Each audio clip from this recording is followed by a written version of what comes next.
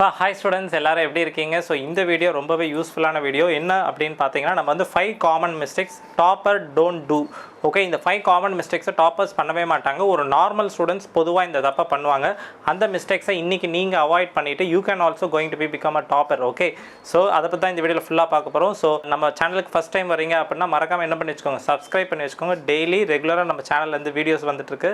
Okay, let's go into the video. First common mistakes topper பண்ணாதது என்ன அப்படின்னு பார்த்தீங்கன்னா, they will be attending the classes. ஸ்கூலில் teacher பாடம் எடுக்கும்போது எல்லாரும் தான் உட்காந்துருக்கோம். நார்மல் ஸ்டூடெண்ட், டாப்பர் ஸ்டூடெண்ட் எல்லாரும் தான் உட்காந்துருக்கோம். பட் ஆனால் டாப்பர்ஸ் என்ன பண்ணுவாங்க அப்படின்னா, கிளாஸில் கவனிக்கிறது மட்டும் இல்லாமல் வீட்டில் போயிட்டு படிப்பாங்க.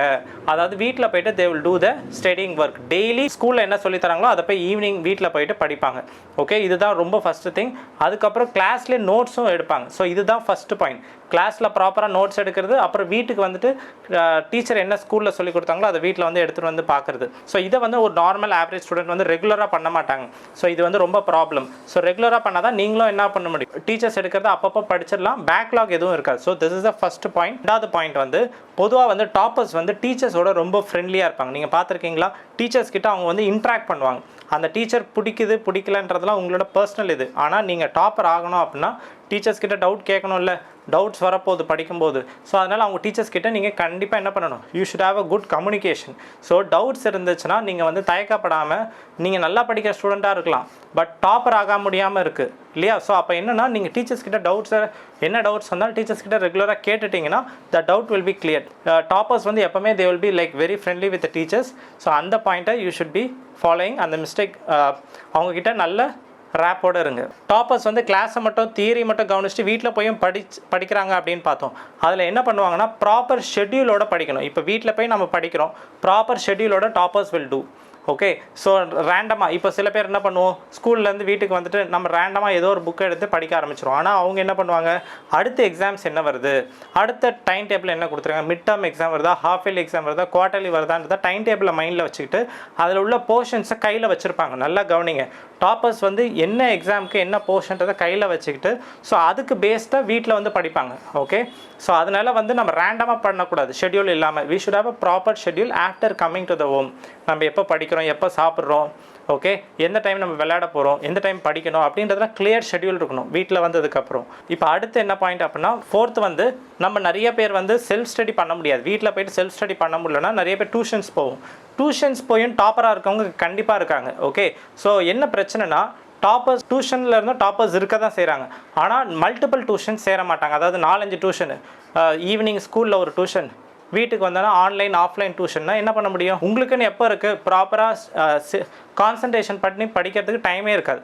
ஸோ அதனால் வந்து மல்டிபிள் டியூஷன் சேராதிங்க. ஃபிசிக்ஸுக்குனா ஒரு டியூஷன், கெமிஸ்ட்ரிக்குனா ஒரு டியூஷன், பயாலஜிக்குனா ஒரு டியூஷன், ஆர் மேக்ஸ். ஓகே, ஒரு டியூஷன் போதும். மல்டிபிள் டியூஷன்ஸ் நிறைய பேர் சேர்றாங்க. பட் டாப்பர்ஸ் ஒரு டியூஷன். முக்கியமாக டாப்பர்ஸ் என்ன பண்ணுவாங்கன்னா, நல்ல டீச்சர்ஸ் கிட்ட போய் சேர்ந்து படிப்பாங்க. ஓகே, ஏதோ ஒரு டீச்சரு ஏதோ ஒரு கிளாஸ் எடுக்கிறாங்கன்னு போய் உட்காந்திங்கன்னா they cannot teach you properly. அப்போ அது உங்களை வந்து ரிசல்ட்ஸை அஃபெக்ட் பண்ணும், மார்க்ஸை. ஸோ அதனால் முடிஞ்ச அளவுக்கு நல்ல டீச்சர்ஸை பார்த்து they will join the tuition toppers. Last 5th one, missing out of the classes. கிளாஸஸை மிஸ் பண்ணாமல் ஸ்கூலுக்கு கிளாஸஸ்க்கு லீவ் போடாமல் வர்றது. ஓகே, ரொம்ப ரொம்ப முக்கியமானது. கிளாஸஸ்ஸு லீவ் போடவே மாட்டாங்க டாப்பர்ஸ். நீங்கள் வேணால் வாட்ச் பண்ணி பாருங்கள், அவங்களோட அட்டண்டன்ஸ் எப்பவுமே ஃபுல்லாகவே வந்திருப்பாங்க. ஓகே, அதுக்கப்புறம் டெஸ்ட்டையும் ஸ்கிப் பண்ணக்கூடாது. ஒரு டெஸ்ட்டு ஸ்கூலில் வைக்கிறாங்களா, அதுக்குன்னு ரெகுலராக படிச்சுட்டு போகணும். ஈவினிங் செல்ஃப் ஸ்டடி இல்லை டியூஷனில் போய் படிக்கிறீங்களா, அந்த டைமில் கரெக்ட் டைமில் படிச்சிடணும். ஓகே, இதுதான் அந்த 5 things I want to say to you.